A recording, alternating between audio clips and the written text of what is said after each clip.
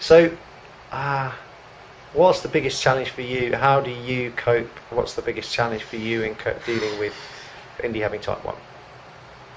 I'd say the nights are pretty tough. Yep. You know, the relentlessness of the disease is that it is a 24/7 thing. Your blood sugar is a thing you always have to be thinking about, and for now that's my job, and that worries me a bit about the future, that he'll just never have a break from it once he takes it on himself. Although hopefully the technology is moving on, so he may get a break overnight with artificial pancreases and things. But and I think for me too, you can learn to always be having your mind, part of your brain thinking, oh, what's his BG level doing in the daytime? I think, you know, that's you can fit into your life. It becomes a sort of second nature, a bit like checking your watch or something, you know. But I think at night, not being able to fully switch off and being woken quite frequently by alarms, and although they are amazing, I'll never be without the CGM now we have it. I just wish every kid with type 1 had one, to be honest with you.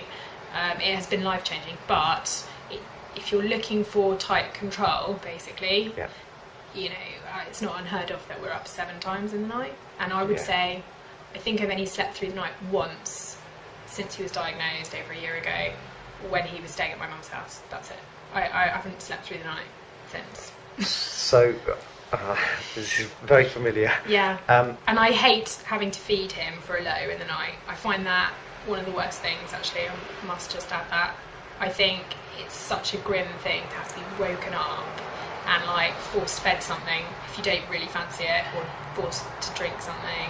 I just kind of feel that's when I feel particularly bad about the whole thing.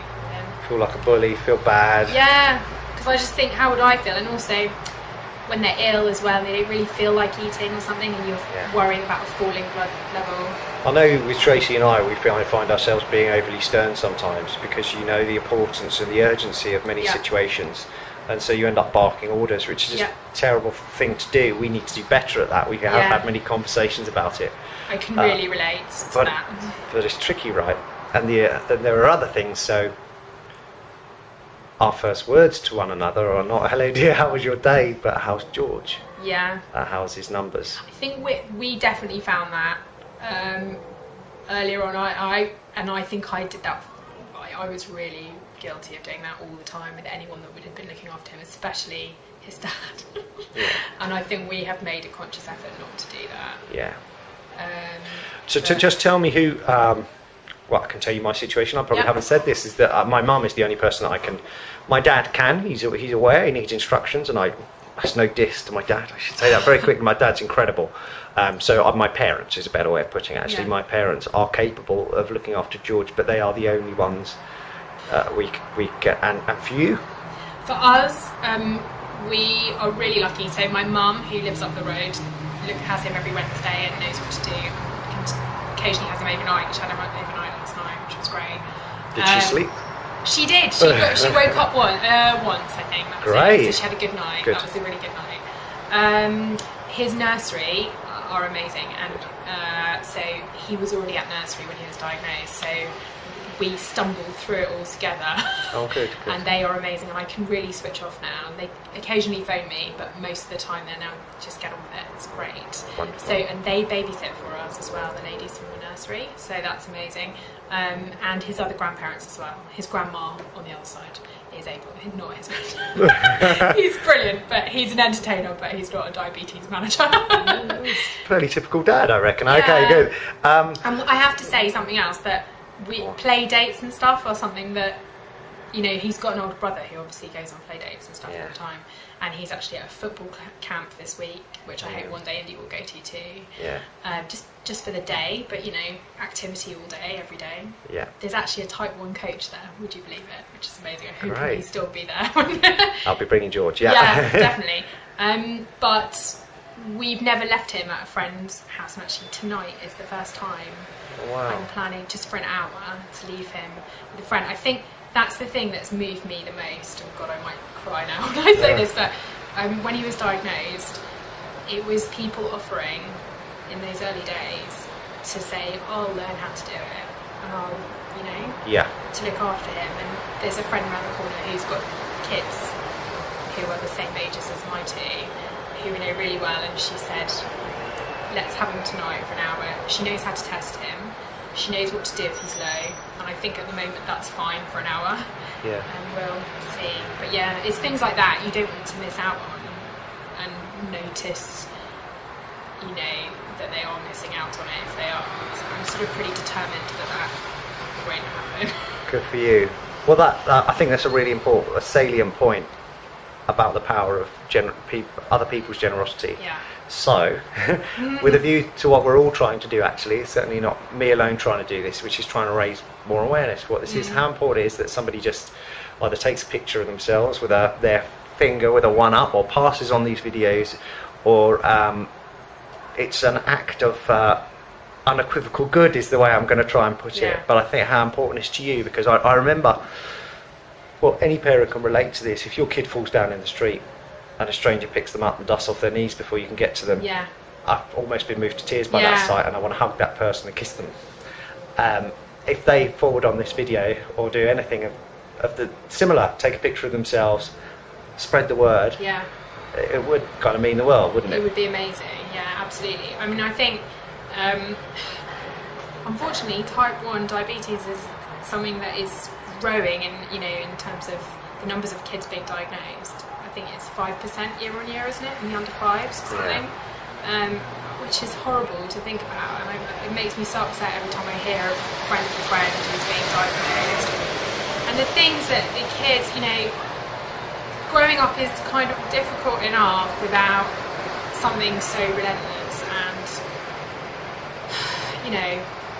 complicated. And I mean, it's such a complicated thing. There's maths involved, there's weighing stuff all the time, there's it's just you can never switch off, basically. And I think the more people are aware of what is involved in it, and the more money that can be raised to help the research, which they're doing some very exciting things at the moment.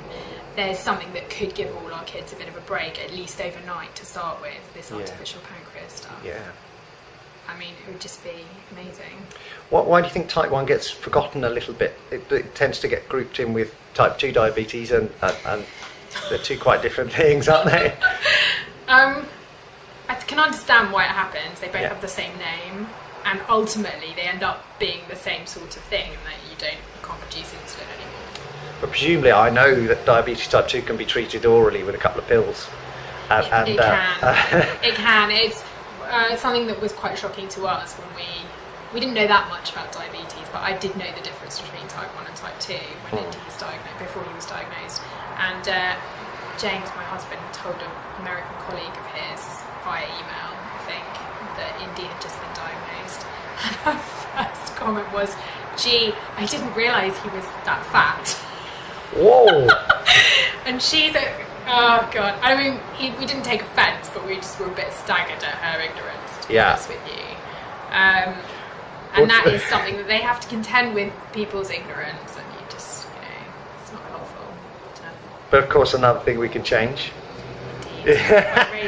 So tell me, because some of that's quite funny. I do want all of this to kind of be positive in nature, but I know that it gets Tracy down a lot more often. I think it's very much it's an unfair world, so it's kind of sexist that nobody, as a man, will challenge me on the way that I've brought up my son. It just doesn't happen. No. And nobody passes comment on George to me, apart from to talk about his bum bag or something like that. But what I found is that fellow mums with Tracy have said some horrific things. Something I notice is if I'm sort of trying to cajole Indy into having a hypo treatment, so he's gone low and he has to have some sugar, and he won't have something healthy, annoyingly. He won't drink free juice or anything like that. Yeah. So, he has to have sweets, and my kids don't eat sweets apart from for Indy to be treated. And I find myself saying in a kind of sternish voice, "Eat your love hearts or eat your polos" in public. And then I see, and I'm sort of, making him continue to eat 5 or 6 of them, in the open somewhere. And you see people looking, thinking, "What the heck is that woman doing? Feeding her?" And that is a bit. I'm sometimes on the edge of turning around and barking at them. Yeah, it's difficult. Tracy will get, did you eat too much sugar when you were pregnant? And yeah, is it because did he get too fat, or does he eat too much sugar? I also get things like, would have come back from the clinic or something, and I was telling someone the other day we had a good clinic appointment, and we're so lucky with all technology is helping us to have relatively good control. And someone said, how's this control? And I said, well, actually, we just found out, it's really quite good, actually, this last clinic. Oh, does that mean you don't have to worry about insulin anymore then? Is it sorted out? And when people are like, is it for life? Or will he grow out of it? That kind of makes me just think. You get tired of them, you get tired of them, but go on, sorry. Well, yeah, I find that almost the worst, that will he grow out of it thing. Because it's like, that would be our greatest wish ever. Do you know what I mean? And it's so casually asked. Well, what would you do to get rid of Indy's type 1? What would I do? Yeah. I'd have it myself in a shot. Yeah. I mean, I don't know. What else could I do? Chop an arm off? There isn't much I wouldn't do to get rid of, for him to not have it. Sure. But, having said that, we don't want it to define him. We don't want, we try to have quite a robust, keeping it in its box kind of approach. But, if we could not have it, that would be our greatest wish ever. Yeah. Well, again, an important thing. I hope George and Indy see all these videos when they grow up. But it's very important that neither of them are burdened in any shape or form. No. They're total little heroes to me because they're both wonderful characters. I know enough about Indy to know that, and they're really impressive. And actually, I look up to both of them immensely. So they're not a burden; they're actually really inspiring. But the diabetes is a pain in the arse. Yeah, I think that's it. I think to deny that it's a problem would be lying. But as you say, you kind of just have to get on with it and not let them feel it's going to stop them in any way.